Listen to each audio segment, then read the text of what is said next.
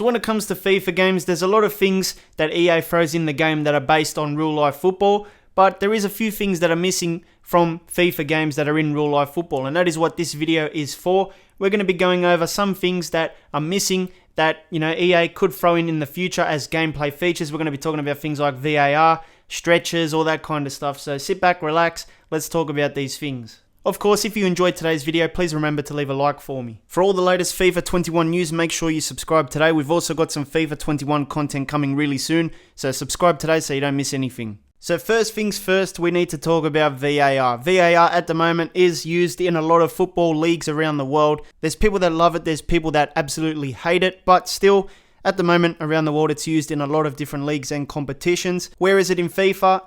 It's non-existent. Now, I'll talk about the reasons why EA have not put it in the game yet, but still, there needs to be at least something cosmetic that sort of reflects VAR in the game. Now, there is mistakes that the game does sometimes, and sometimes it would be useful to have VAR, especially on like collisions and stuff where the referee doesn't call it. Sometimes there's penalties that should have happened that don't even get called. So yeah, we could do with some VAR because the gameplay engine is a little bit dodgy at times, but it's not supposed to be. Now, if VAR did make it into FIFA, they would obviously have to add in some error with referees, and that could be a little bit problematic online and stuff. At the moment, EA's current reasoning for not having VAR in the game is because technically, with the game, they know the pinpoint location of everything. Matt Pryor, who is one of the game directors, says that there's still a learning process of how ultimately it levels out to how it's used. There's a grey area, but it's definitely something we'll monitor. If it becomes part of the footballing fabric to the point where it feels weird that it isn't in a regular game, even if we don't need it, then it's something we can look at introducing. If there is that anticipation moment in real football that becomes a thing, and if we wanted to create that in our game because of authenticity, if it didn't happen in our game and it's still happening all the time in the real game, arguably you could say we're missing a part of the football fabric. And that was back in 2018 before FIFA 19 came out. So it's been 2 years since then. Could EA do it for FIFA 22? There could be a chance, you never know, because it's been 2 years now. It's all over the competitions in real life. He said, if they're missing it and it's something in the real world football that's become a thing, they're going to have to add it into the game. Would it be a system where you could actually make calls? Maybe not, but there might be a cutscene or two where the referee goes to check the box in a game or something when there's a penalty shout or something like that, or a handball or something, and that's when VAR could come into a game when you're playing FIFA. Right now, they're supposed to know the location of everything, if it's an offside, if the ball went out, if it's a penalty and stuff, but obviously there is mistakes with the engine sometimes, and we've seen numerous clips like that. So I think if there is VAR in a FIFA game, it's going to be more cosmetic than actual, like, a practical feature that you can interact with. Now, something that is very important to a match day in the real world of football is the coin toss. Now, the coin toss determines which team is going to kick off and which team is going to pick a side, to start the first half on.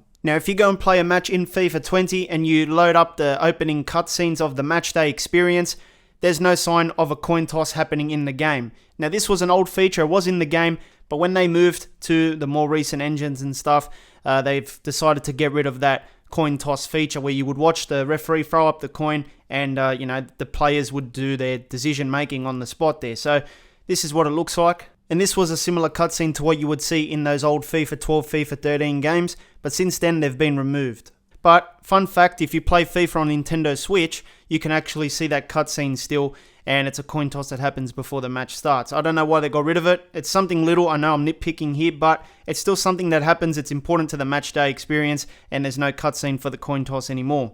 Now, one step further would be to make it more interactive, where you actually have to pick a side of the coin, and then, good luck if you win it or you lose the coin toss.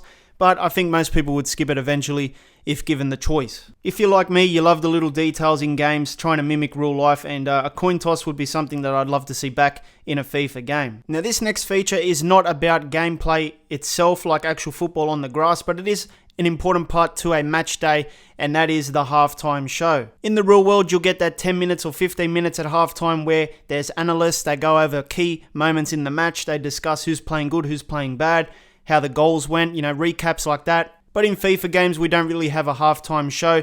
You get sort of like a highlights cutscene, but there's no analyst talking. There's no panel that you can actually watch for maybe a minute or two, go over some stats or main highlights. Now, would people choose to skip this feature? Probably, but NBA 2K does have a feature where you can watch the halftime show during a match, and you've got people like Shaq and a few other guys there just talking about the main stats, the main highlights to take out of that first half. It's a nice little feature, and a lot of people actually like that in NBA 2K, but in FIFA you don't really get that. It would be nice to see maybe some Sky Sports people. I know they have to pay licensing for that kind of thing, but even just generic people talking, that would be good enough for the time being. But still, a major improvement to the matchday broadcast in a FIFA game would definitely be a halftime show sort of feature.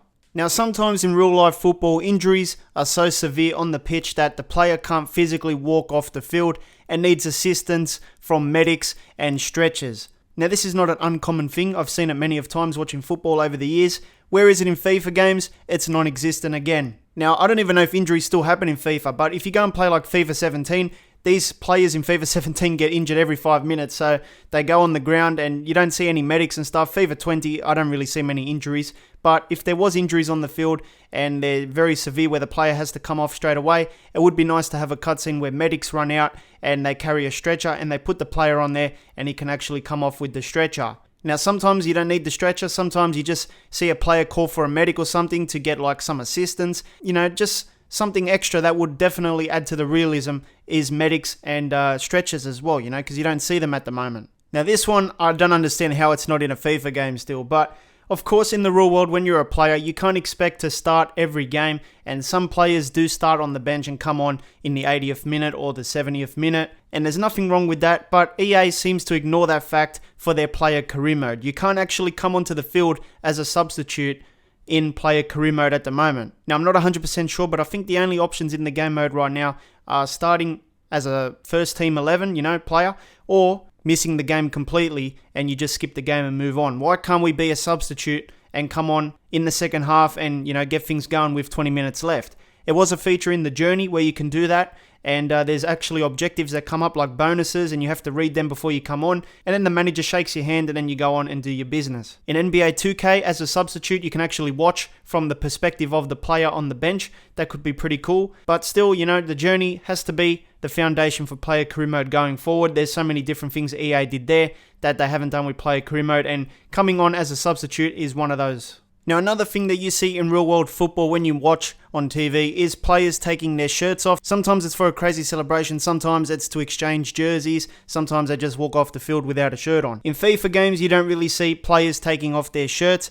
In PES you do, I'll talk about that soon, but in FIFA, apparently it's very difficult to do. FIFA's creative director Matt Pryor told one of the news outlets that technically it's very, very difficult for us to get an in-game player to take the shirt off. This is because of the morphing of the textures. It's one of those weird things that in real life it seems easy to do, but from a gaming standpoint it's incredibly difficult. Now, he's probably not lying. It probably is at the moment hard to get a player in real time as you're playing the game to actually take the shirt off during a celebration, but there is a clever workaround to do it, and Konami already has. EA could definitely copy Konami and use actual cutscenes. This is from PES.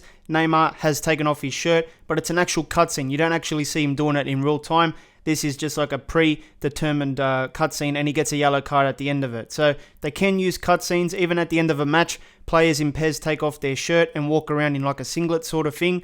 And in FIFA, they can't do that because EA hasn't created a cutscene for that. So yes, it might be difficult to do it in real time, but they can create a sort of cutscene like Konami has, and you can have a yellow card at the end of it if it's a celebration. Now, another cool thing that would be nice to see in a FIFA game is actual licensed referees with their official name and their actual body type and their face scanned into the game. In real world football, we get used to certain referees like Mike Dean and stuff, and we would love to see them in the game. Right now, we've got these generic guys running around, and it doesn't really look good, especially in cutscenes. They look like they're coming from a different generation of FIFA, a different engine, and they're not really that good anymore, and it's time to bring in licensed referees if they can. It might cost them a bit more money, but I don't know, it would be nice. Even if they start with the Premier League, you add in all the referees there.